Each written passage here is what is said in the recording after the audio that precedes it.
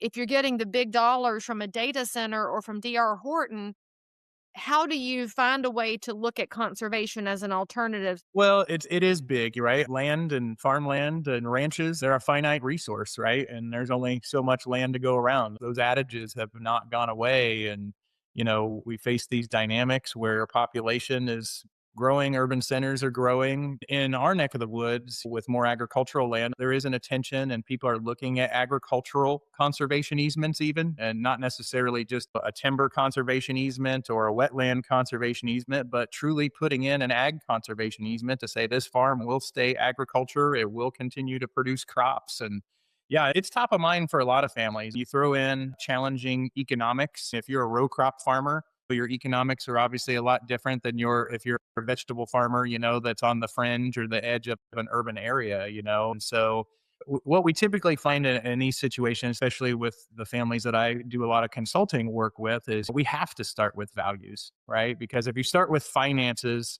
you're going to hit a wall, right? There may not be enough money to go around. There may be off farm errors and farming errors. And how do you manage those dynamics? But ultimately, these are the conversations that you have to say, what is important to us?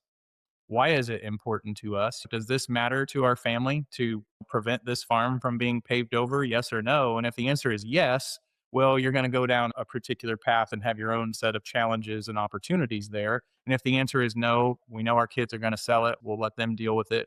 Sometimes that happens too. But, a lot of times these families find themselves in a situation where sometimes passing the farm to the next generation might create more challenges and more problems. And that process, if you're considering succession planning, most families that we work with, successful succession is a long game, right? It can take 7 to 10 years to sort of go through that process. And so I think I hit on some of those points that you're talking about. But I mean, bigger picture, if the family farm is important to you and you care about it deeply, you need to start having these conversations today, not after some sort of an event that causes you to be in a reactive mode instead of a proactive mode.